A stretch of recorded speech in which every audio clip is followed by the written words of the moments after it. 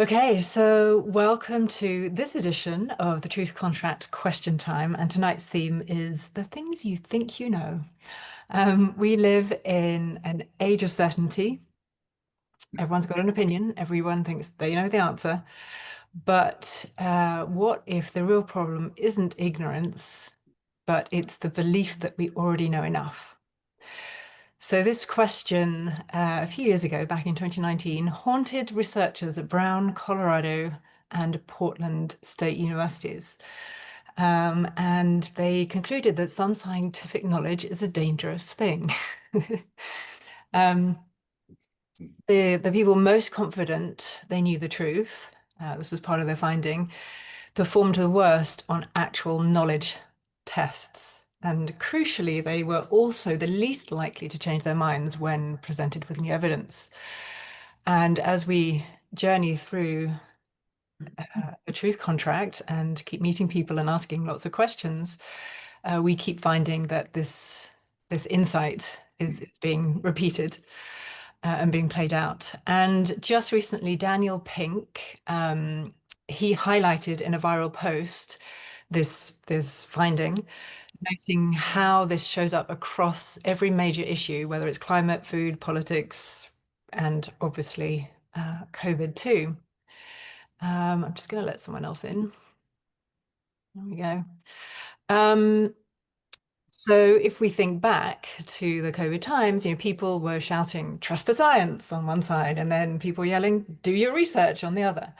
But both sides had something in common, and that is that they were both utterly certain of their point of view. And in that certainty is where curiosity died. And this is when we started asking, well, if this is true, how can this also be true? And that was sort of how the truth contract was born, about continuing to ask questions. So safe and effective, dangerous and deadly, binary headlines, no room for doubt. And the science, it's still unfolding, because what we've also come to learn is that, the science keeps evolving. It's never necessarily really settled. So tonight, we're not here to pick a side. We're here to spark something deeper. And because when someone sees a gap in their understanding, when they hit that, wait, what moment, that's when something shifts. That's where the real learning begins. And it's not with outrage, it's not with ego, but it's with curiosity, it's with asking questions. And we have found that to be the best way to start opening doors. So yeah, we're doing things a little bit differently tonight. There's not a lecture, it's not a debate, it's a proactive journey into the gap between what we think we know and what's most likely to be true. And to open that door properly, I'm going to hand over to David, because what this research describes, he has experienced firsthand in a coffee shop this week. Over to you, David. Thanks, Amy. Before I jump into the story and going back to how can this be true if this is true, at the end of the day, there are lots of echo chambers, on the left, on the right, pro-vax, anti-vax, whatever. And the one thing I always said I didn't want to do with the truth contract is create yet another echo chamber. I actually wanted to get stuff done. And so how do we find a way to have a conversation that anybody can participate in and learn something which they thought, oh, actually, I didn't know that before. And based on that new insight or information, perhaps I'm willing to change my mind or be more accommodating of that other person's point of view, whatever. Because we're not going to solve the problems that we all know exist if we keep shouting at each other and we run around in an echo chamber and we only talk to the people upstairs, because we're not going to solve this top down, as we've all figured out over the last N months. And so how do we get ordinary people to engage in debate and conversation with an open mind and be willing to learn new information and change their perspective? So On Monday of this week, as most of you know, I have a black lab and we go for a big walk in the park every day. And there's an Airstream caravan that's been converted into a coffee shop. And I know all the staff there and chat to them. Anyway, there was a new girl and I said, "Oh, hello, what's your name?" And her name was Bella. And I said, "Are you doing a summer holiday job?" "Yes, I'm at Plymouth University and I've just finished my first year and I'm working here to give holiday relief." "Oh, very nice to meet you." I said, "What are you studying?" She said, "Oh, marine biology. I've just finished my first year. It's a 4-year course and third year is an industrial placement year." I said, "Oh, and how many students learn marine biology at Plymouth University?" And it's 200 per year. I said, "Gosh, 600, scientists going to, emerge on the market over the next 3 years as marine biologists. What have you learnt in your first year out of interest?" And she said, "Oh, we've been learning all about climate change." And I rather naively said, "Oh, well, I just hope they've been teaching you the truth." And she said, "What do you mean?" And I said, "Well, there's obviously lots of different points of view about the climate." And she said, "Well, I'm a scientist, and so I follow the science." And and so we're going to come on to this with one of our first questions. So I don't want to spoil the first one, but and I'm not going to answer the question. But I said to her, "Okay, well, that's very interesting. And what have you been studying? Or how humankind is screwing up the planet and all the rest of it." And I said, "Just out of interest, what is it in the atmosphere that's causing what you're worried about?" And she said, "Oh, well, it's all of the greenhouse gases." So I said, "What are greenhouse gases? And or they trap the heat?" I said, "Yeah, which are the gases?" And she said, "Oh, I can't remember off the top of my head, but anyway." And I said, "Is one of them carbon dioxide?" "Yes, yes, that's one of them." And I said, "Is one of them methane?" She said, "Yes, yes, that's one." I said, "Well, just out of interest, in the atmosphere above our little coffee shop here, what percentage of the atmosphere is carbon dioxide?" "Oh, she said, I haven't got a clue." And I said, "Well, surely if it's such a big worry for all of us, it must be a big number." She said, "I don't know. Yeah, it's definitely more than 50%. In fact, I think it's 80%. So let me finish the story after we've done the quiz. So the quiz question, Amy, back to you. All right, so yes, we've got a series of questions here, and we'll see how far we get through them with the time that allows. But what I'm going to do is launch a poll here in Zoom. So you'll get a question that appears on your screen, and it's all anonymous. But there are 4 or 5 different answers to the question. So you just click the one that you think it is, and then we'll have a look at them afterwards. So fingers crossed this will all go to plan. All right, so here comes question 1. You should be able to see that on your screen, and you should hopefully be able to answer it.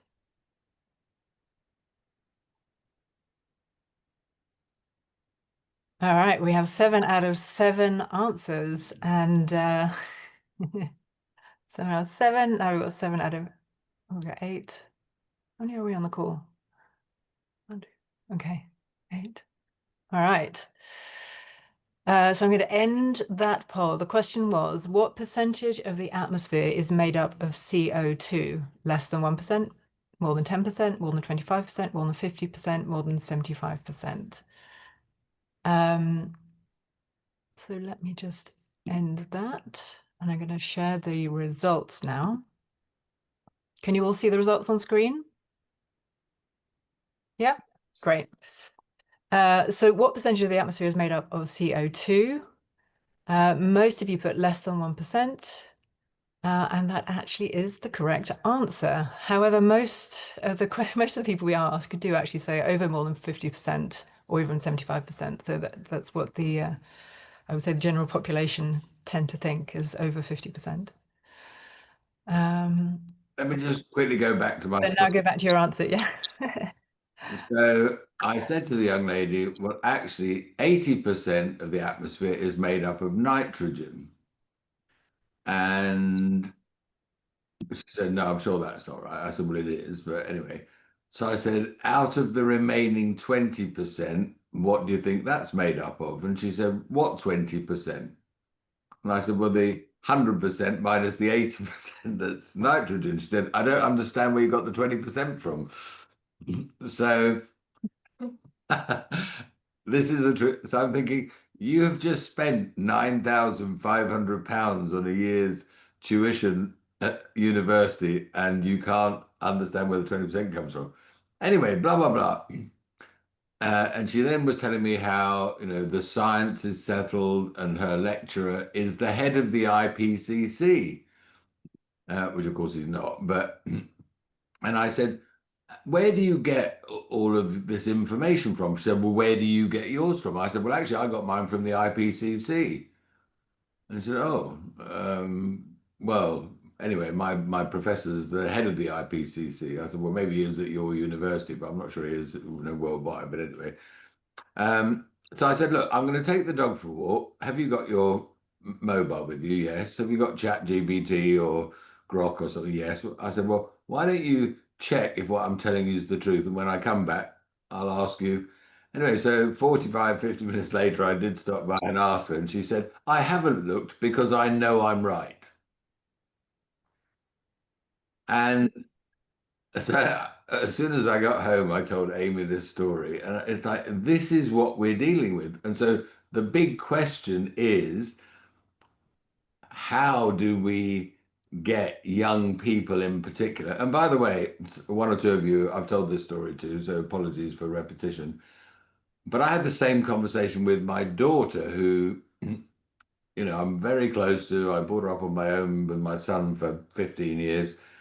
I asked her the same question a month or so ago, and she didn't know the answer. And when I said, well, check it with ChatGPT, because she checks everything, and she said, well, you're both wrong. And so even when she's checked her own reference source, she said, well, you're both wrong. Anyway, I said, well, I don't think we are, darling, but anyway, let's change the subject. But 2 weeks later, she said to me, I'm still thinking about that conversation. And the problem is, Dad, that I would have to unscramble 30 years of brainwashing to accept that what I've just learned is true. And I said, well, what's the problem with finding out something that you thought was true isn't true, and then finding out what the true story is? You know, if you found out that I wasn't your real dad, wouldn't you want to know that? Hmm, probably not at this age was her answer.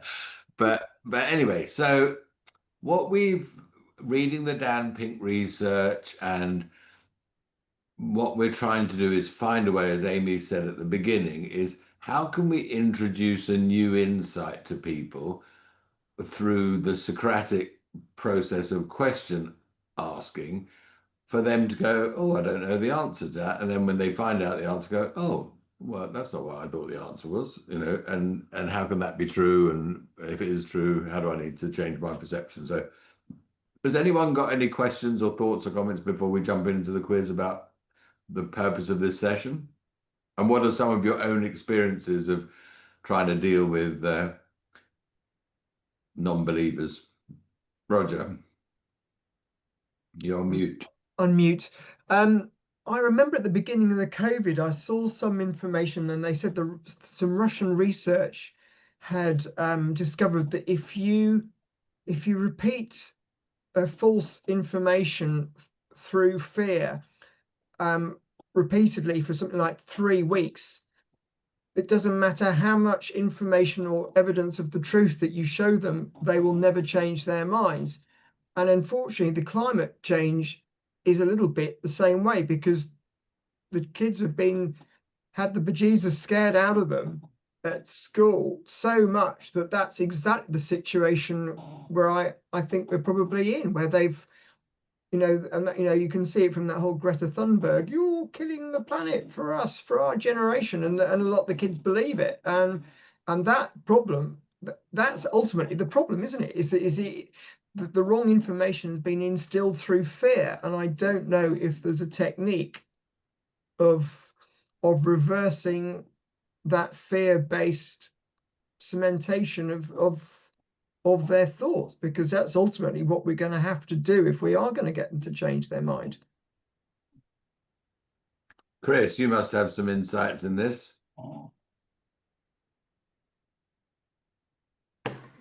Yes. So, what you're talking about there, Roger, is something that hypnosis or hypnotherapists use all the time in terms of altered states. And one of the most influential states of awareness you can put someone into is one that's a fear state.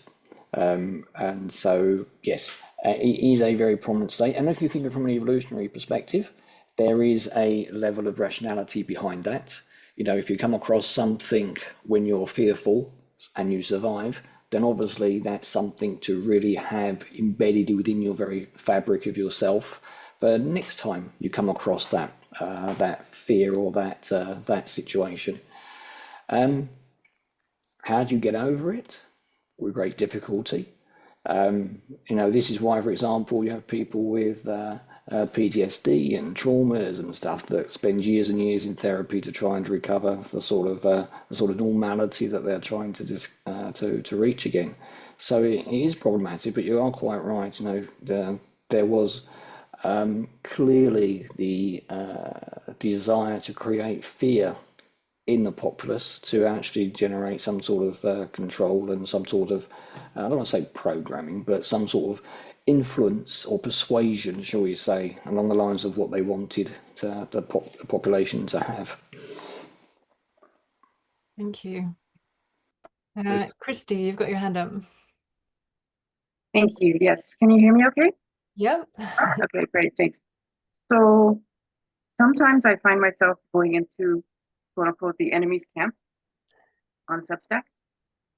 And I just kind of follow the dialogue a little bit. And every once in a while, I see an opening for discussion when I see some glaring generalization about, say, in our world, in our country, Democrats or even Republicans. And I'll try to just gently, you know, find a way that I might say, can you tell me more about that?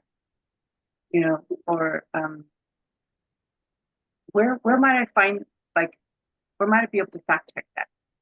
Just because I'm kind of planting seeds in their mind as to how to validate, you know, information that they see, but not accosting them.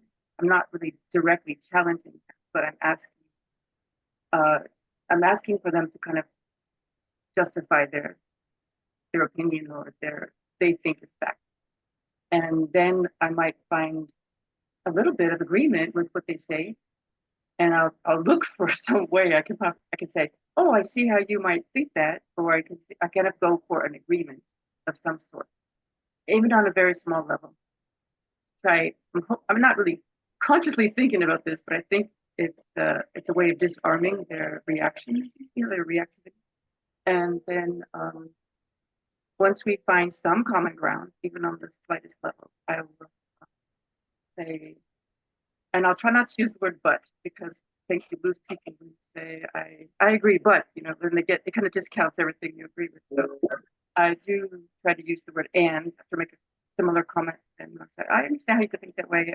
I know that happened when such and such occurred, and then I'll go into, well, what do you think about this? And what I'm finding in some of these sites is extreme Christian nationalism, their viewpoints, and yet I'm thinking, well, where does that align with Christian teaching, what you're saying? Because it seems exactly opposite to what Christ would do. And I think that's the easiest one for me to unravel or to try to get into because, you know, I myself have a strong faith, and I think that just kind of goes for all of us, whatever our strength is. You know, if it's atmospheric conditions or for climate change or lying or there's obvious ways to say, you know, when I check, Snopes.com, when I checked factcheck.org, it said this. Rather than me arguing, I try to distance myself from it, so it's not me versus them, but supposed facts versus what we're both talking about. And I'll try to use we or our or to describe where I'm coming from rather than, well, I think this, or I try to just distance the argumentative aspect in the conversation. So that's kind of where I found success. And I actually, like one woman actually went from attacking me and all of the Democrats and all past Democratic presidents to apologizing. Sorry. But it was really shocking to me that this actually worked, so that she was saying she was now crying because clearly I'm a true Christian. And I'm sorry, but it's shocking to me. Just like you found out, David, at the coffee shop, the level of people just reacting without thinking or just accepting things as fact without testing or checking for themselves or even being able to, do simple subtraction, of 80 from 100, so I think there is this fear that you gentlemen talked about that does dispossess people from their bodies and their thinking. Yeah. And there's a tendency to want to just belong to something greater than, just be alone in this. And I think that's the tendency where we have that if you can somehow break the initial wall of defensiveness and then go into kind of your clever approach, whatever that may be, to, join them in something that they're thinking about so they don't see you automatic as enemies and combatants, and then there. That's just what I have found. And then she kept on checking with me for the next few hours, saying somebody was telling her that she was wrong, but she was just ignoring it because XYZ. And I was like, wow, like even when their higher consciousness or higher level of thinking tells them they're on the wrong path, there's still that knee-jerk reaction to just be part of something. And she happened to live in a red state, which is in a country that's a Republican. So, it's hard, I think, when you're surrounded by so many people that are thinking a certain way. And if you say anything contrary to that, you're going to be attacked, and you'll be ostracized. So either go along or move on. So, Yeah. I mean, has anybody else got a story that they can share where they've been in one of these coffee shop conversation scenarios, but they've actually had a breakthrough and got the person to go, "Oh, I hadn't thought of that," or let me have that, what have you got a technique that you've got, or is there a story you can share where you managed? I mean, James, one of your stories, that you shared when we did your recording, which was how many, do you remember the question? It was how many deaths? I think I might. And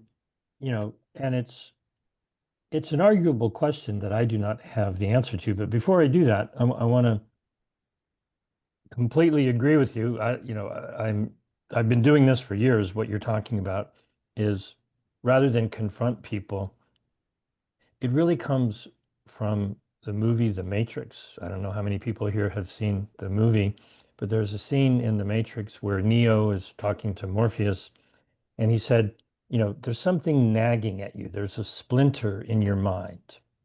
And so I'm not a psychologist, so forgive my amateur psychology here.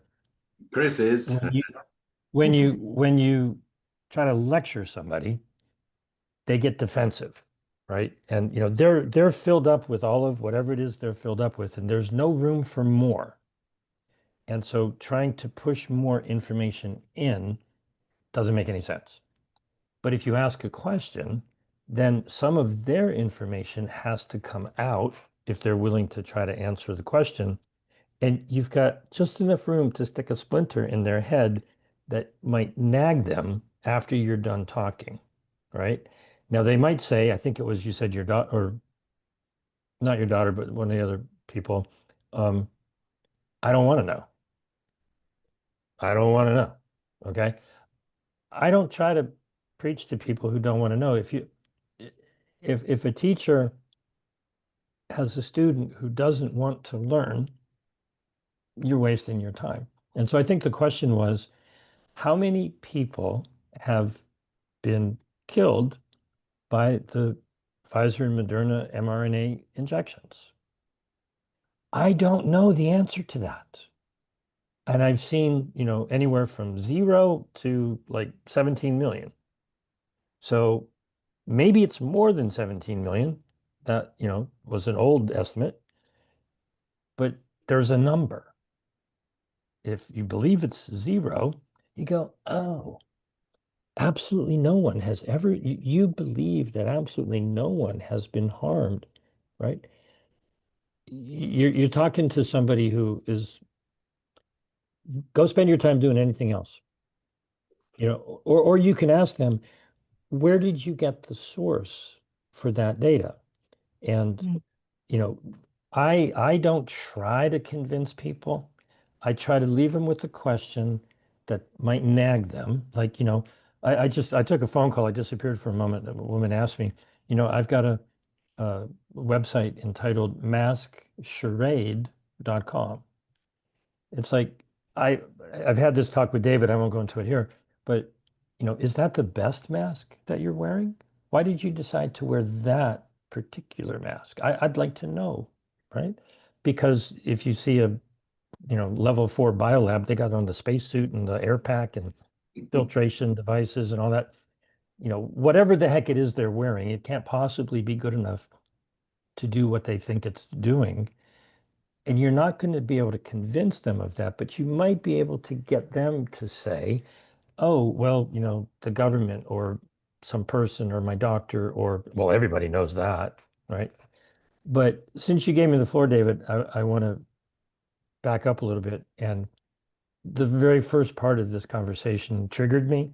Okay. There were words that were used that triggered me. I never refer to the science. If anyone says the word the science, they're contributing to the propaganda.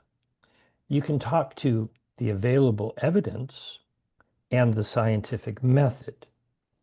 If someone says they are a scientist, well, that should mean not that they have a religious belief in the almighty, the science. It means that they are a practitioner of the scientific method. Mhm. And the scientific method demands that you seek out criticism of your cherished theory. So when you're dealing with somebody who doesn't even understand the concept of being a scientist and the fact that there is no the science, there is a methodology by which you put out a hypothesis. If you get evidence for it, you might call it a theory, but you actively ask people to challenge it. And the minute there's one exception, your theory goes right out the window. And so I will be untriggered now and stand down. Mm. Thank you for that, James, and thank you for that clarity. And yeah, Chris, coming back to that. I'm sorry, I put something in the chat. I've been all over this topic for quite some time. There's an article that I published months ago, and there are 5 relatively short videos on that page that Mhm. I think if you guys save that link, I think you'll enjoy the 5 videos. They're quite entertaining. Brilliant. I will do that, and I'll be sure to put it in the show notes too. Um, Chris, what's your experience with engineers and the science? And the science. Well, typically engineers are, from a personality perspective, they're looking to fix problems, real world sort of problems, and so, I was just trying to see if they could find any sort of personality profiles relating to engineers and related to the sort of things that you were talking about earlier. And the literature doesn't seem to be present much regarding that. But what I would say in response to what James was saying about the science is that Absolutely, 100% agree with what you've said, and I think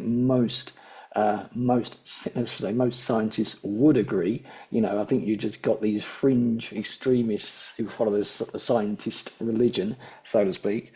But what I thought was quite ironic actually is that the paper that prompted this discussion this evening, I decided to have a good deep delve into that paper and some of the survey items that they were using to judge someone's scientific capability regarding COVID in particular, back in 2022, have now changed with new research in 2025. So it's quite ironic that, and it blends quite well to what James was saying, the fact that science is an iterative process, and what we know today, we cannot know potentially tomorrow. And in a single way, I was having a chat with a colleague today at work who's got a master's in astrophysics and ecology and stuff, and she gave me an account of where of a colleague of hers had to redo their whole master's and subsequently the PhD because before they had time to submit their thesis, another paper had come out that had debunked what they were going to present in their thesis. So science certainly isn't a consensus. It is very much more a journey, more so than a destination. Brilliant, thank you. An ever evolving story. Chrissy, do you have another question? Your hand is still up. No. Okay, just checking. All right, we'll come back to the quiz for a moment. Now, the second question David's actually already answered, and it was about nitrogen and what percentage of the atmosphere is nitrogen.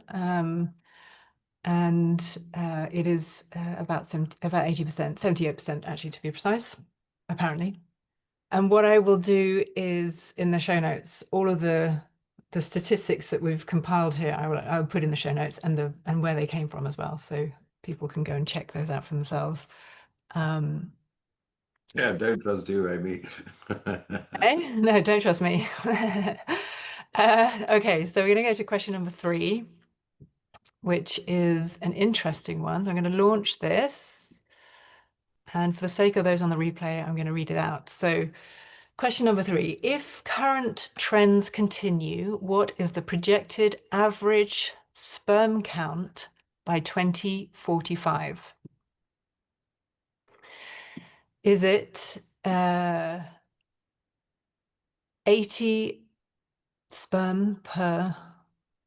million sperm per milliliter? Is it 75 million sperm per milliliter, 40, 20, or 0? And this is by 2045, so not very far away. Okay, we have our answers in. I'm going to end the poll and show the results. Okay, we've got a mixed bag here. So we've got 1 on 75, 1 on 40, 1 on 20, and sorry, not that. I'm reading that wrong, sorry. Yes, the most common answer is 20.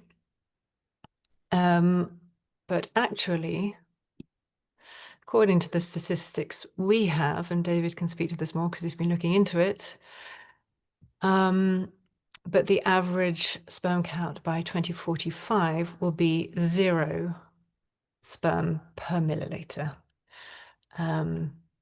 That's what projections show if the trend continues. And it says since 1973, sperm counts have dropped by over 50%, according to the research we have been looking at. And it could collapse within a generation.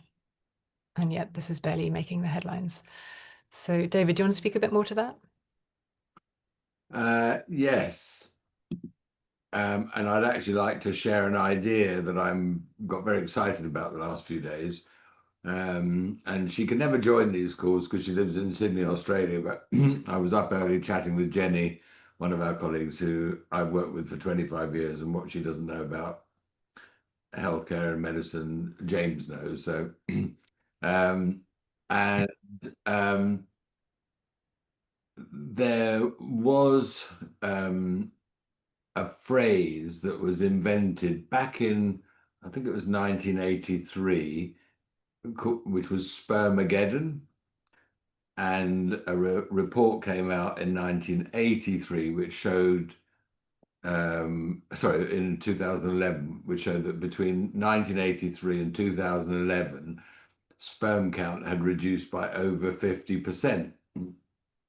And in the first year of the study, it dropped by 0.6% and then 0.7%, and eventually it got to, in 2011, to 1.2% per year.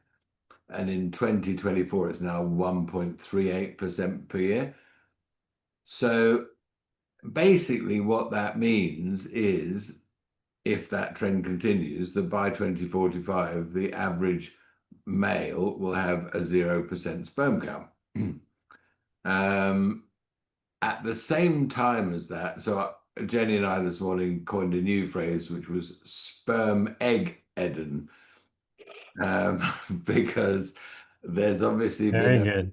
there's a rapid diminution in the number of viable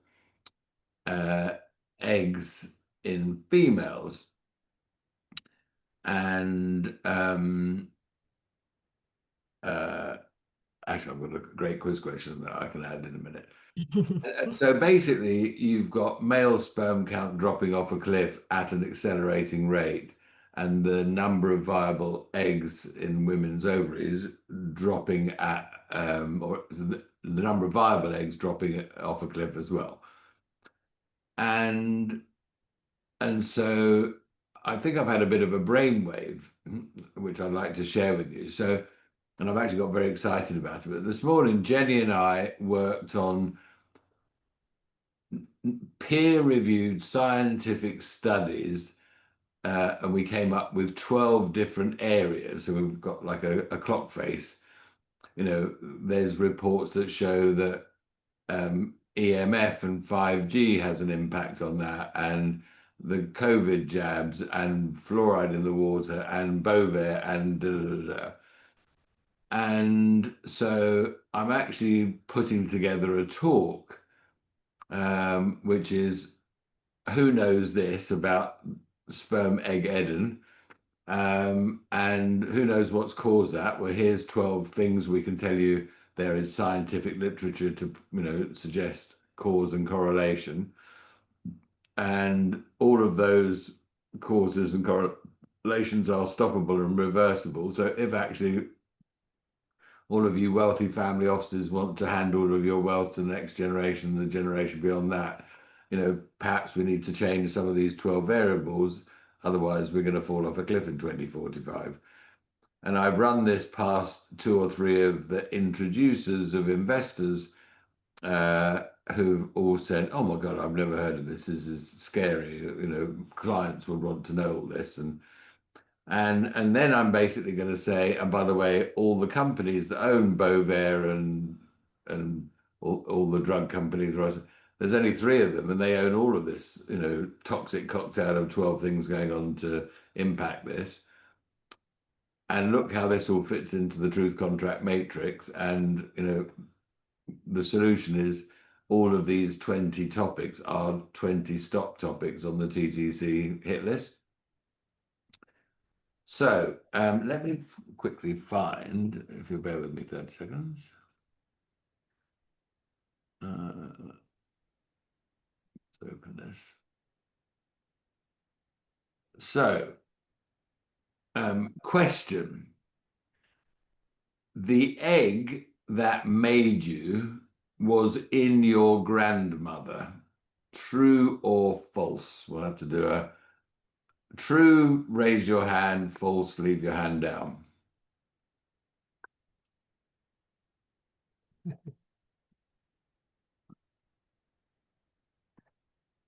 Right, everybody's got their hands up. All you clever people. Yes, so the answer is true. A baby girl is born with every egg that she will ever have in her lifetime. Every egg that your mother had was inside her when she was born, hence was in your grandmother when she carried your mother. So it's true that the egg that made you was also in your maternal grandmother. So what have we done to the next two generations of eggs in women by injecting pregnant women and women who are yet to conceive with an untested gene therapy that permanently alters genetic structures? So I've decided I'm going to use this as the existential crisis to humanity that I think will get people's attention. And by the way, I think 2 or 3 weeks ago, I've just ordered it from Amazon. It's coming from America, but there's a book called Countdown, where this lady who's widely regarded as the world leading expert on spermageddon, and there's loads of graphs and charts that I found online. But I thought, if over the last 20 years people had said to me, "Oh, I think there's a reduction in sperm count in males," I would say, "Yeah, I think I probably read something about that." But would have thought a bit like our early, because it was 1%, 2%. But when I actually read the summary of this book, I was like, "Holy hell!" And if it's decreasing at such an accelerating rate.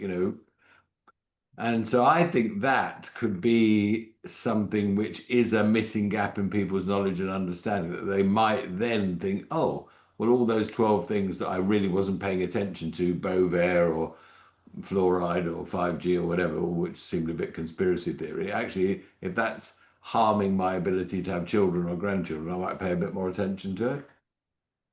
Thoughts? Welcome.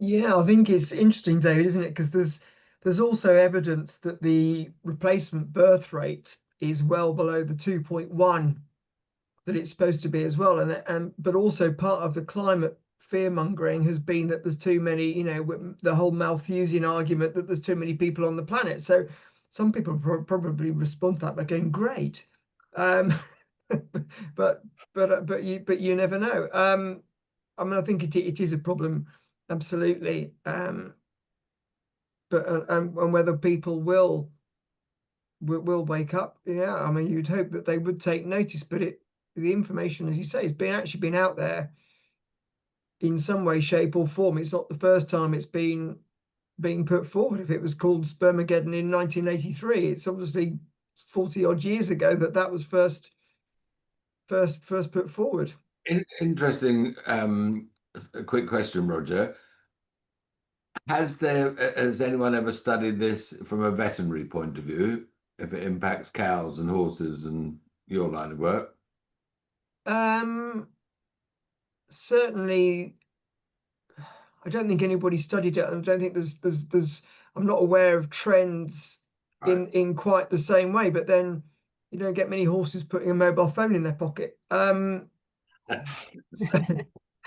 So it's but having said that, dogs are obviously in houses where there's a lot more Wi-Fi and stuff like that. So some of the factors will be reducing fertility, but then a lot of pets are neutered very young anyway. So it's only going to be in those breeders who are deliberately breeding. And of course, if you've got a litter of 9 puppies or something, you've only got to get 9 sperm actually being successful to get those 9 puppies. So I don't think numbers are probably being checked in quite the same way, or if they are, it's done very much on an individual basis, and not necessarily looked at in terms of trends, because breeders are also very conscious and protective of their breeding lines as well. So they wouldn't necessarily want that information getting out there that their lines were losing fertility. But there may well be, there are professors. I remember there's a professor of reproduction at Bristol where I was a student, and so there might well be some data there, but I'm not aware of it on a sort of population basis. I did double check this morning because I had the same number in my head for two different stories, and I thought, no, I've confused one with, but actually they're both the same. So the 2024 sperm count reduction was 1.38%, and the reproduction rate in 2024 was 1.38 per children per couple. It just Wow. happened coincidentally to be the same 138 combination. Yeah, well below the 2.1. I mean, I don't know. Is there a documentary? Has ever been covered? I mean, I think I'm a pretty awake person. I read stuff hours every day. I've been studying all this stuff, all of our truth contract topics for 5.5 years now. And it was only a few weeks ago that, I read something and I thought, and it was about this report that came out in 2011. I thought, oh gosh, well, I wonder what happened to that trend. And then I dug deeper. I thought, oh my God, we're literally going off the edge of a cliff. And why is no one talking about this? Um, and I've been trying to find a way, like I'm sure we all would like to try and find a way to get people to engage in a conversation. And the way I've chosen to do that through my walks in the park, talking to regulars who I meet and random strangers who I also meet regularly, is to talk about their children and their grandchildren. And I've told lots of you heard the story, but the young couple who had two lovely 4 and 3-year-old daughters.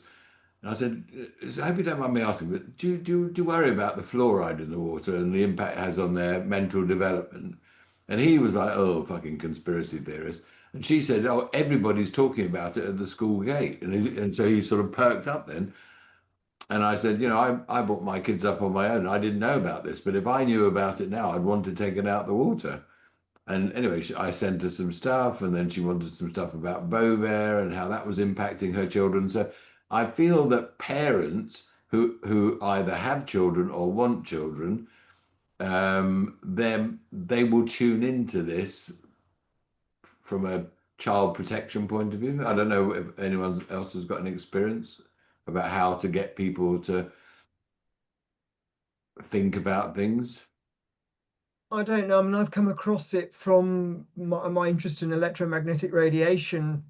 That side of things, I was quite aware of sperm counts dropping off from that point of view.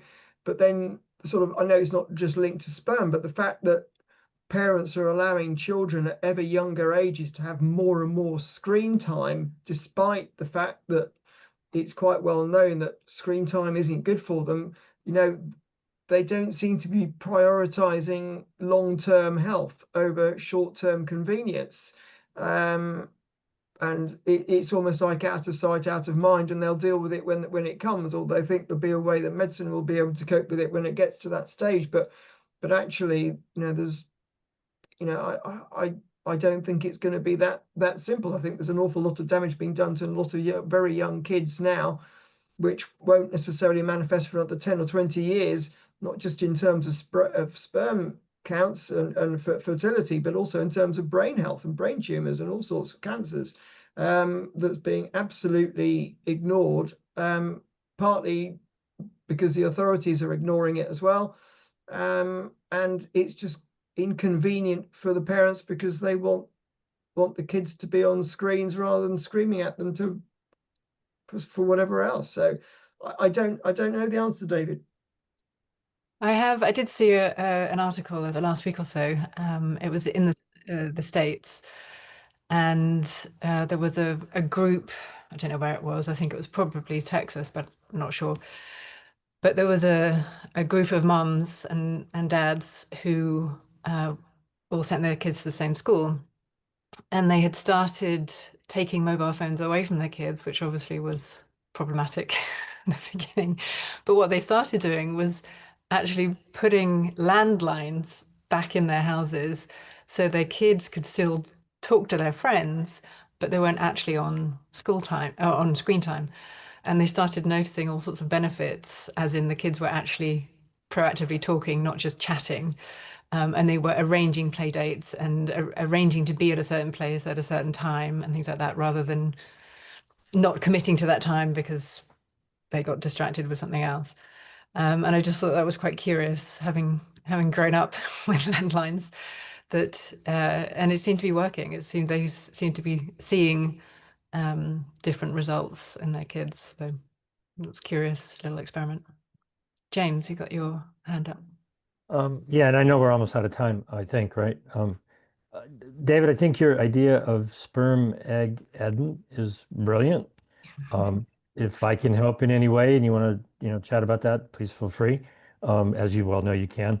But yesterday, of all things, I put it in the chat right here. My girlfriend and I, we didn't finish watching it because it was late. And I had not ever watched it before, but the inspiration came into my head to watch the movie Idiocracy. And the core idea of idiocracy is that smart people stopped having babies and not so smart people had plenty of babies. And it's not quite, the drop off of the human race going extinct, but the human race ends up really stupid. And that was maybe 20 years ago, the movie. And boy, it sure looks like that's what's happening. They might have been right. But there's a lot of ways you could go with that idea. And I know people who have been talking at great length about depopulation, the depopulation agenda, and this is a piece of it. So wind beneath your wings, David. If I can help in any way, I think you got, it's a very, very, very important issue, and you can probably find ways. Excuse me, sir, do you know your sperm count? And that can go in a lot of strange directions from there, but it's a conversation starter for sure. Yeah. It'd probably be a very different answer if Amy asked the same chap the question. I'm looking to procreate. Do you know what your sperm count is? Very good. How are we doing for time? We're just at the top of the hour. We did start a little late, but yeah, we are at the top of the hour. So do you have any closing remarks, David? Closing thoughts? Only, and please email us or whatever, but we want to have engagement from you and have a conversation and swap ideas that we can all hopefully go away and do something with to take this forward. So I'm definitely going to run the next version of the document that Jenny and I are working on past Roger and James and Chris and anyone else who's interested, because I want to get this right. Because I actually think we could turn this into a different kind of podcast, and maybe we could get James on to answer one question and Roger on to answer another question or whatever. And it could be a seminal video that lots and lots of people said, "Oh, you must watch this. That's very interesting." But I want to have it as something that is that, using James's story, if we can remove something from people's brains to find a bit of space to put something in that adds to the conversation, I think that would be a great idea. As always, thank you everybody for giving up an hour on a Tuesday evening, wherever you are in the world. Christy, where are you in the world? California. Oh, so James is in California, so very good. And Chris, where are you in the world? East Midlands, Leicester, In UK. Right. Yeah. You are probably only about a couple of hours north of us, aren't you? We'll have to meet up in person sometime. Right. Thank you, everybody, very much indeed. And Thank you all very much. It was a great discussion. I had a total of 12 questions. So what I'll do is I'll pop those in the show notes afterwards, so anybody watching the replay can. did you get James's link as well, Amy? Yes, yeah, I've got all of that, so I'll pop it all in. Thank you all so much. And any feedback, any thoughts following up after this, please let us know, and we will see you in a couple of weeks' time. All right. Thank you very much. Thank you all.